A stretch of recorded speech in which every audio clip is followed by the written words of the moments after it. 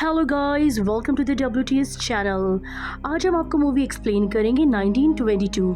कहानी की शुरुआत में हमें 1930 का वक्त दिखाया जाता है, जहां पर एक आदमी जिसका नाम विल्फ्रेड होता है वो अपने होटल की दीवार पर कान लगाकर कुछ सुन रहा होता है। उसके बाद वो एक कागज पे अपने सारे गुनाहों को लिखना शुरू कर देता है।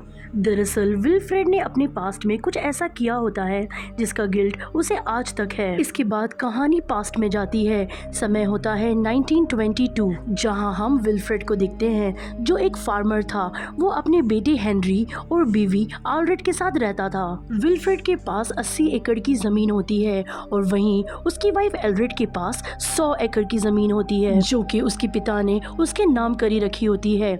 विल्फ्रेड चाहता है कि उसका बेटा हेनरी भी उसी की तरह एक फार्मर बने, इसीलिए वो अपने बेटे हेनरी को फार्मिंग की ट्रेनिंग भी देता है। लेकिन विल्फ्रेड की वाइफ ऐसे नहीं चाहती। विल्फ्रेड की वाइफ आल्ड्रेड सारी जमीन को एक फार्मिंगटन कंपनी को बेचकर शहर जाना चाहती है। इसके लिए वो अपने हस्बैंड विल्फ्रेड से बात भी करती है, लेकिन विल्फ्रेड ऐसा बिल्कुल भी नहीं चाहता। विल्फ्रेड बिल्कुल भी नहीं चाहता कि उसकी जमीन बेची जाए और इसके चलते आल्फ्रेड और उसकी बीवी में झगड़े और तनाव बढ़ रहे होते हैं। और बात इतनी बिगड़ जाती है कि आल्ड्रेड विल्फ्रेड को डिवोर्स के लिए बोलती है और कहती है कि सारी जमीन को बेचकर जितना भी पैसा मिलेगा हम उसे 50-50 कर लेंगे। विल्फ्रेड कहता है कि डिवोर्स के बाद हेनरी किसके साथ रहेगा। आल्ड्रेड कहती है कि मैं उसे अपने साथ शहर ले जाऊंगी ताकि उसे फार्मिंग नहीं करनी पड़े और उसे एक अच्छा फ्यूचर मिल सके। विल्फ्रेड पूरी तरीके से तनाव में आ जाता है क्योंकि वो नहीं चाहता है कि उसकी जमीन किसी भी कंपनी को बेची जाए और ना ही वो अपने बेटी हेनरी से दूर जाना चाहता है। अब विल्फ्रेड ये सोचने लगता है कि किस तरह से आल्ड्रेड को मारा जाए और सारी जमीन खुद रख ली जाए। एक दिन विल्फ्रेड बेसमेंट में उसके बेटे हेनरी और उसकी गर्लफ्रेंड जो पड़ोस में रहती है उसको देख लेता है। हेनरी की गर्लफ्रेंड का नाम शैनन होता है। दरअसल हेनरी और शैनन एक दूसरे से बहुत प्यार करते हैं, इसलिए विल्फ्रेड उन दोनों को कुछ भी नहीं बोलता क्योंकि उसके दिमाग में तो कुछ और ही चल रहा होता है।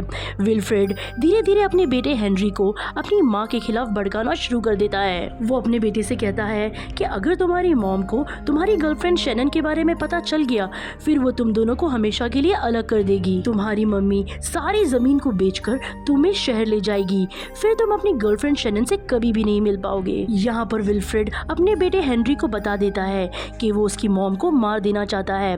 अगले दिन विल्फ्रेड अपनी वाइफ आल्ड्रेड से कहता है कि मैंने जमीन बेचने का फैसला कर दिया है।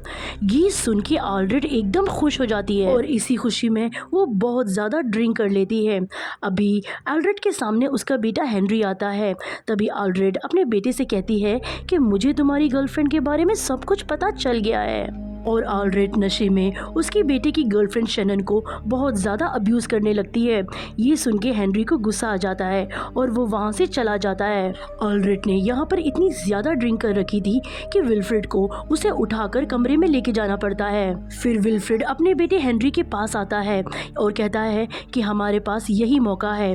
हेनरी भी बहुत ज़्यादा गुस्से में होता है और हेनरी भी उसके डैड विल्फ्रेड की बात मान लेता है।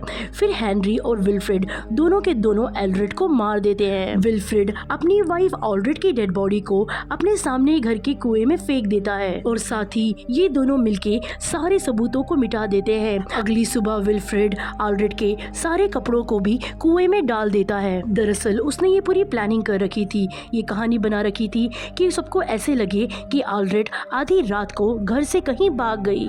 विल्फ्रेड जैसे ही कुएं में देखता है वो देखता है कि आल्ड्रेड की बॉडी पर बहुत सारे चूहे होते हैं और एक चूहा आल्ड्रेड के मुंह से बाहर आ रहा होता है। ये देखकर वो बहुत डर जाता है। वो आल्ड्रेड के कपड़े को भी कुएं में फेंक देता है और कुएं का ढक्कन बंद कर देता है। उसके बाद हम देखते हैं कि फार्मिंगटन कंपनी का लॉयर वहां पर आता है जिसके साथ आल्ड्रेड ने जमीन बेचने की डील की थी। पर जैसे कि यहाँ पर विल्फ्रेड ने पूरी की पूरी कहानी बना रखी थी तो वो उस लॉयर से कहता है कि मेरा और आल्ड्रेड का रिश्ता सही तरह नहीं चल रहा था, इसीलिए वो आधी रात को घर छोड़कर भाग गई।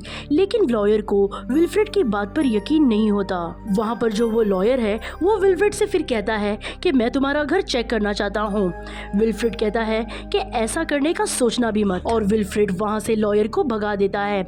लेकिन विल्फ्रेड अभी पूरी तरीके से घबरा चुका है, क्योंकि उसे पता है कि लॉयर ये बात पुलिस को जरूर बताएगा। इसीलिए विल्फ्रेड अपनी एक गाय को अपने बेटे की मदद से कुएं में ढकलकर उसके ऊपर मिट्टी भर देता है। तभी शाम को एक शेरिफ विल्फ्रेड के घर पर आता है।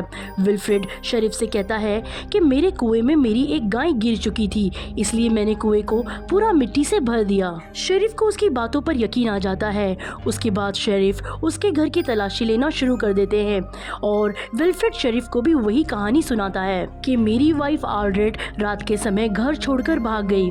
तभी वहाँ पर तलाशी लेते समय शेरिफ को आल्ड्रेड के जूते बेड के नीचे मिल जाते हैं, जिससे शेरिफ को उन दोनों पे शक होता है। लेकिन इससे पहले कि शेरिफ उन दोनों से कुछ पूछते तब विल्फ्रेड ये कहता है कि शायद मेरी बीवी अपने नए जूते पहनकर भाग गई। विल्फ्रेड और उसका बेटा हेनरी ये दोनों के दोनों प्लानिंग के मुताबिक चल रहे होते हैं, इसलिए पुलिस को उन पर शक नहीं होता। एक रात विल्फ्रेड को उसकी गाय की चिल्लाने की आवाज आ रही होती है। वो जाकर देखता है तो वो देखता है कि एक चूहा उसकी गाय को काट रहा होता है। विल्फ्रेड उस चूहे पर गोली चलाता है, लेकिन वो चूहा एक पाइप में घुस जाता है। ये वो पाइप होता है जो उस कुएं से कनेक्टेड होता है। उसके बाद जब विल्फ्रेड अपने घर के अंदर आता है तब उसे उसकी वाइफ का गोश्त नजर आता है। ये देखकर वो डर जाता है, लेकिन जब भी वो उसकी तरफ टॉर्च मारता है वो देखता है कि वहाँ पर उसका बेटा हेनरी खड़ा हुआ है, जो कि गोली की आवाज सुनकर जाग चुका होता है। अगली सुबह विल्फ्रेड सीमेंट डालकर उस पाइप को बंद कर देता है। इसके बाद हेनरी अपने फादर विल्फ्रेड के पास आता है और वो कहता है कि मैं शनन से शादी करना चाहता हूँ क्योंकि वो प्रेग्नेंट है, इसीलिए मुझे पैसों की जरूरत है।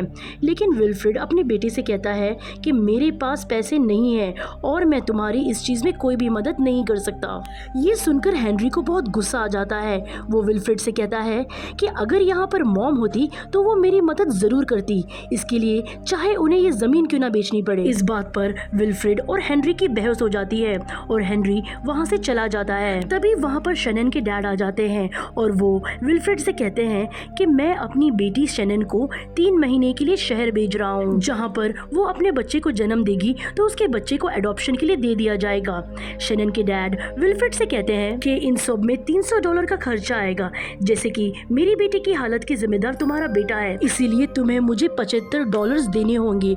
लेकिन यहाँ पर जो विल्फ्रेड होता है उसके पास इतने पैसे नहीं होते। शनन के डैड उसे कहते हैं कि तुम्हें इतने पैसे का इंतजाम कहीं से भी करना होगा, वरना तुम्हारे और तुम्हारे बेटे के लिए ठीक नहीं होगा। अगले दिन विल्फ्रेड बैंक जाता है। तभी उसे ये बताया जाता है कि उसे $750 पैसे का लोन मिल सकता है। विल्फ्रेड बैंक वाले से कहता है कि मैं अपने बेटे से पूछकर बताऊंगा और वो वहाँ से चला जाता है। लेकिन जब विल्फ्रेड बैंक से बाहर आता है वो देखता है कि वहाँ पर उसकी कार नहीं होती और उसके बेटे का वहाँ पर एक लेटर उसे मिलता है, जिस पर उसके बेटे ने लिखा होता है कि वो शनन को लेकर शहर जा रहा है और उसे ढूंढने की कोशिश बिल्कुल भी ना की जाए, वरना वो पुलिस को बता देगा कि उसकी मॉम का मर्डर किसने किया है। इसके बाद हम देखते हैं कि विल्फ्रेड पूरी तरीके से अकेला हो चुका है और साथ ही उसकी दिमागी हालत बिगड़ना शुरू हो जाती है। एक दिन विल्फ्रेड बैठा होता है तब वो देखता है कि छत के ऊपर से खून टपक रहा है, लेकिन जब वो जाकर चेक करता है तो वहाँ पर खून नहीं सिर्फ पानी होता है, लेकिन वो पानी विल्फ्रेड को खून नजर आ रहा होता है। अब विल्फ्रेड ये देखता है कि उसके पास अभी पैसे भी नहीं बचे हैं, इसलिए विल्फ्रेड अभी बैंक जाता है और $750 का लोन ले लेता है। और जब भी विल्फ्रेड उस पैसों को रख रहा होता है तभी उसके हाथ में एक चूहा काट लेता है और सारा खून पैसों पर गिर जाता है। विल्फ्रेड चूहे को कुचलकर मार देता है और अपने हाथ में एक पट्टी कर लेता है। विल्फ्रेड के हाथ में अब बहुत ज्यादा दर्द है, इसलिए वो अपने दर्द को मिटाने के लिए शराब पीना शुरू कर देता है। तभी वहाँ पर बहुत ज्यादा बर्फ गिरना शुरू हो जाती है। विल्फ्रेड के हाथ में इन्फेक्शन बढ़ जाता है। वो डॉक्टर के पास जाना चाहता है, पर तभी वहाँ पर उसकी कार भी स्टार्ट नहीं हो रही होती।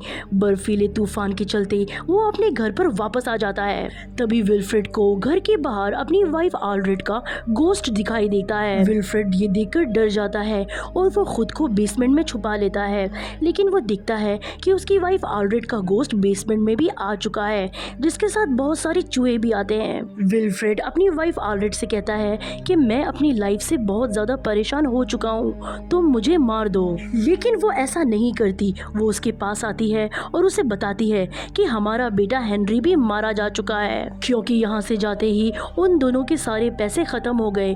उन दोनों ने चोरी करना शुरू कर दिया और एक बार चोरी करते हुए शैनन को लोगों ने गोली मार दिया, जिस वजह से हेनरी पूरी तरीके से अकेला हो गया और आखिर में वो भी एक दिन मारा गया।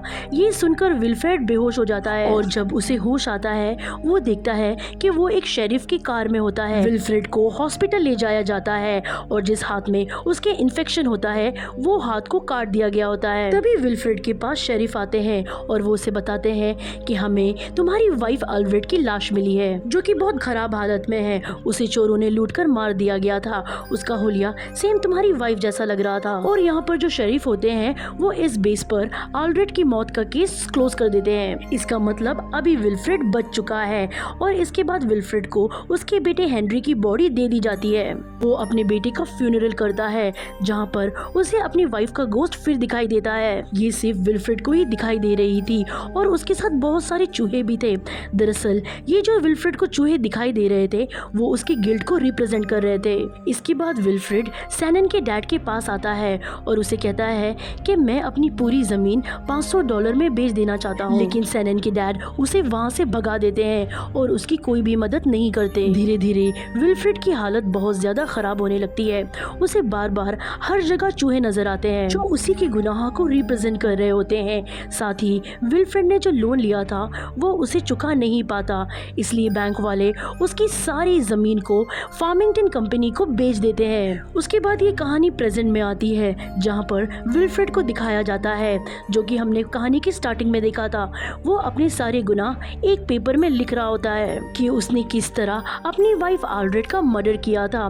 फिर वो देखता है कि वहाँ पर बहुत सारे चूहे आ जाते हैं, जिसके साथ आर्लेट, हेनरी और शैनन की गोस्ट भी होते हैं। तभी उसके बेटे हेनरी का गोस्ट उसे कहता है कि तुम्हारा अंत बहुत ही करीब है, तुम बहुत जल्दी मारे जाओगे। और इसी के साथ ये कहानी यहीं पर खत्म होती है। तो ये थी कहानी फिल्म 1922 की। उम्मीद करते हैं कि आपको ये कहानी पसंद आई होगी।